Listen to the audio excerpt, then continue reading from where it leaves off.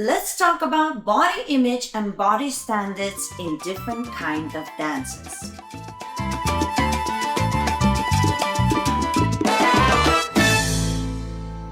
Hello my beautiful subscribers, welcome to my channel. Rasa the dancer is here, and I thought we have a really interesting topic today and talk about body image and body standards in different kinds of dances. Now, what does that mean? Usually, I don't know whether it's the same for you, but it's definitely for me, maybe because I'm a trained dancer and I've been around dancers all my life. But a lot of the times I can make a pretty good guess of what dance that person does.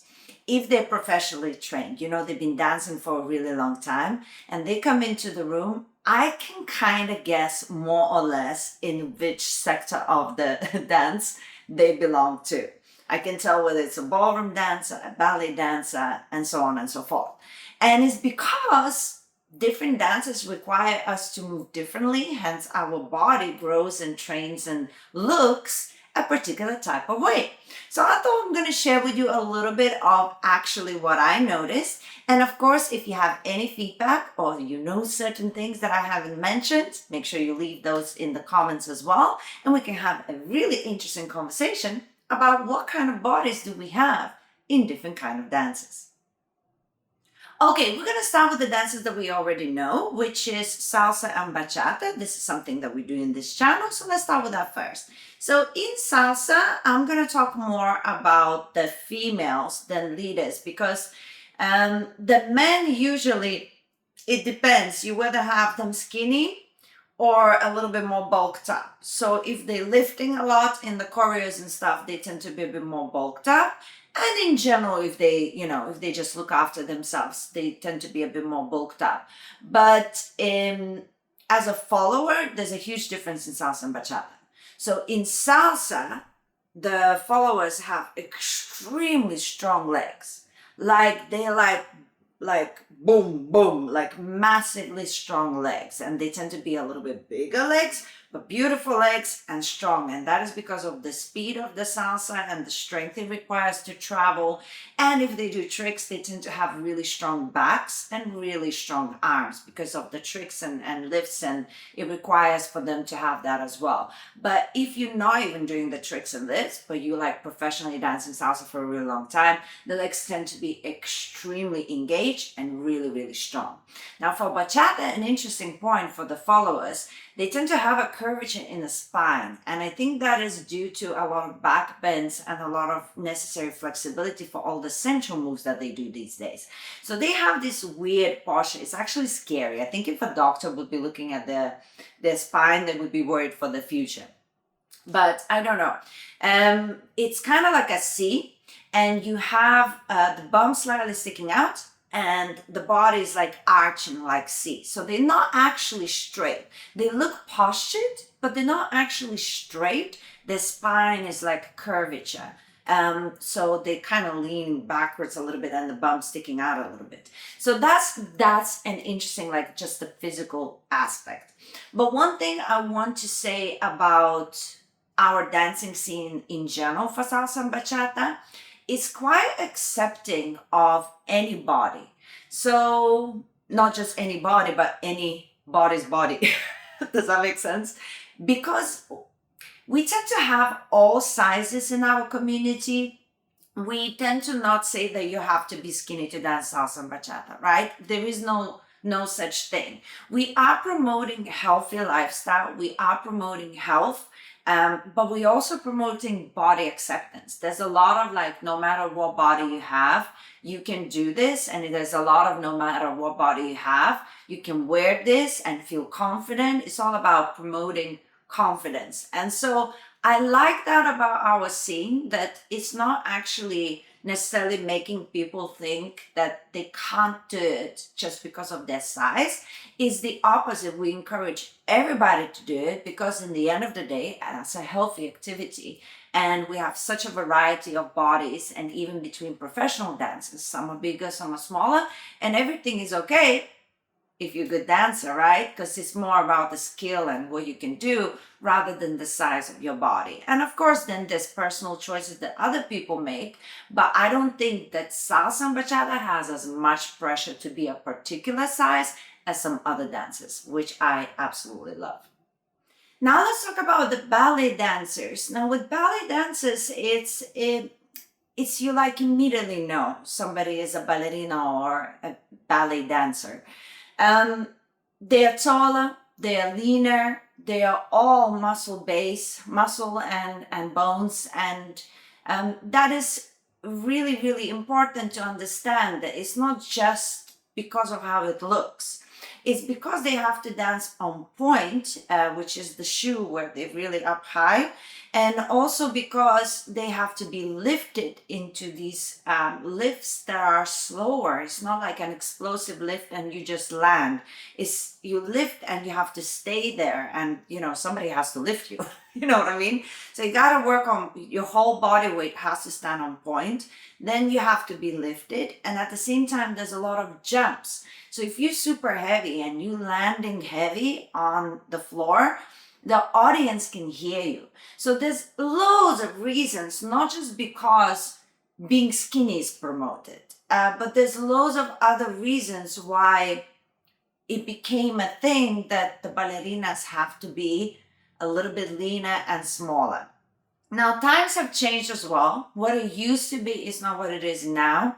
And again, everybody's focusing a little bit more now on the skill. So if you're a little bit bigger, but your technique is so superb that it doesn't matter, and you visually still look appealing when somebody's looking at you at the stage, you look like a professional dancer, then that is okay.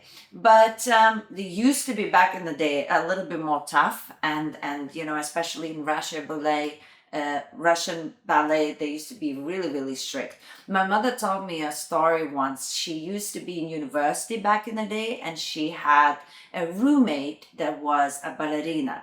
And she said, I was always wondering what is she eating. She would eat one boiled egg and then a grapefruit, and she's like, I was worried that she's gonna disappear.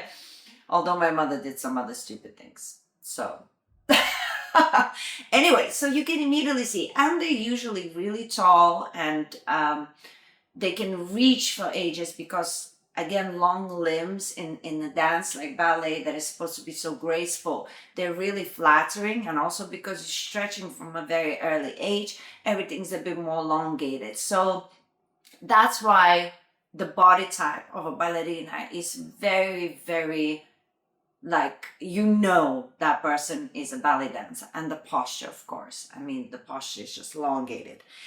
There is a little bit of stiffness in general. It's almost like they're holding themselves all the time rather than a natural posture.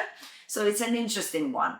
Now with the male ballet dancers, their legs are massive legs, and of course it's because of all that power that has to lift them up and do all those pirouettes and all of the rest. Like, their legs are massive and the muscles are beautiful. I have a soft spot for ballet dancers, especially male dancers. I don't know what it is. I appreciate the women as well. I love ballet.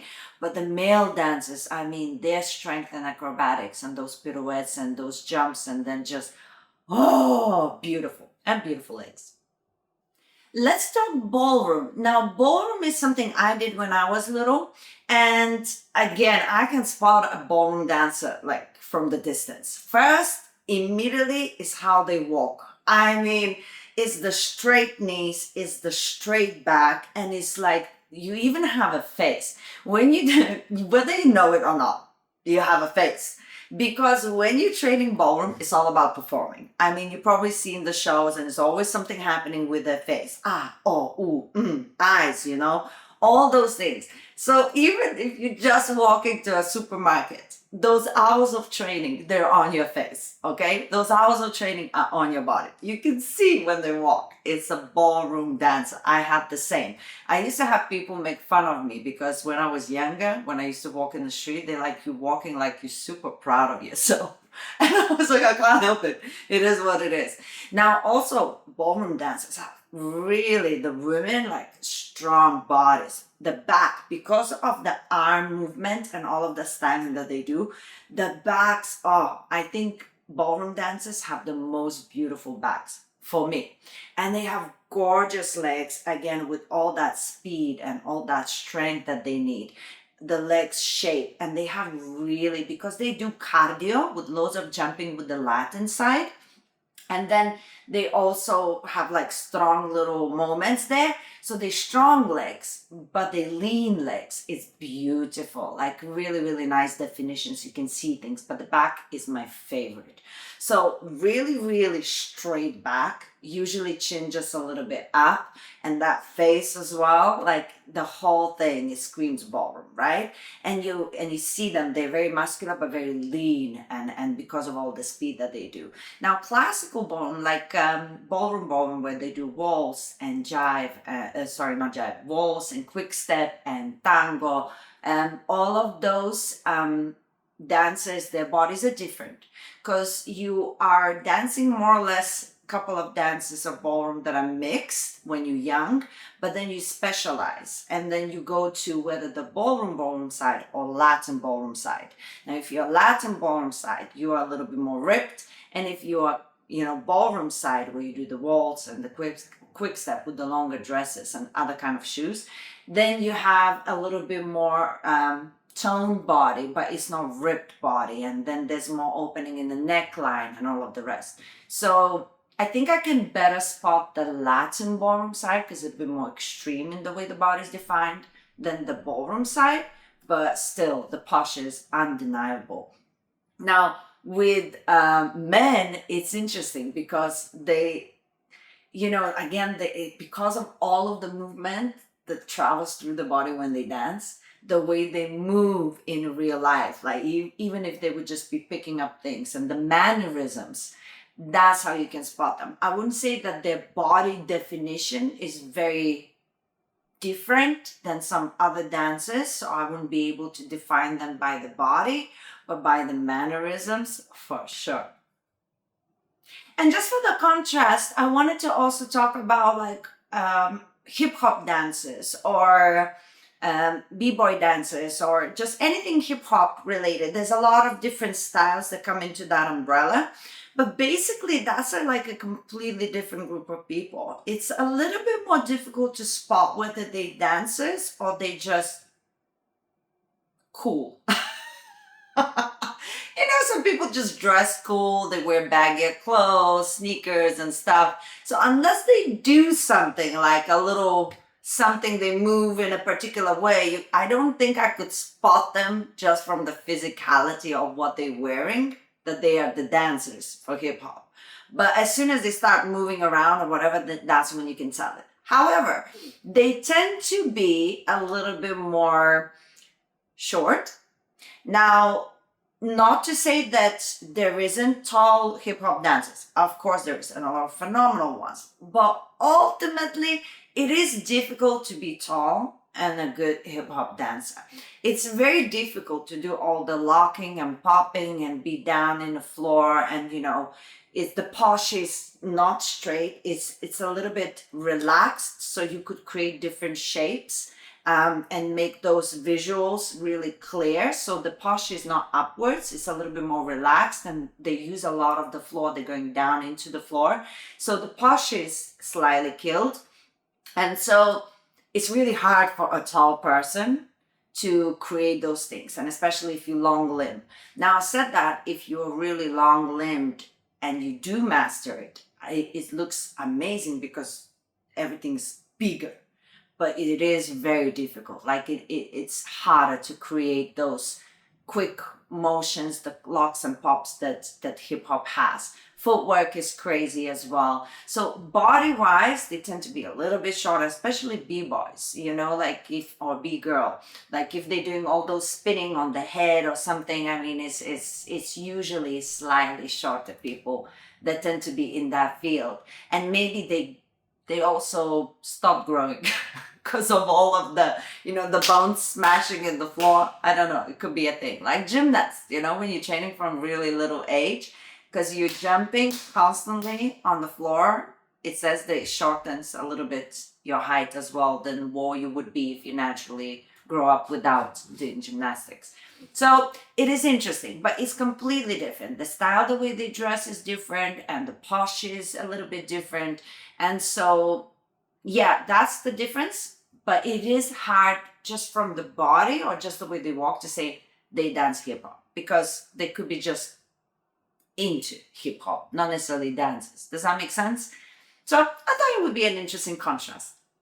Thank you so much for watching. I really hope you found this interesting. I know I'm interested and fascinated how different dances form different bodies. Now, if you have anything else to add on, that's what the comments are there for. We love reading them. And of course, if you watch this video till the end, make sure you subscribe and like.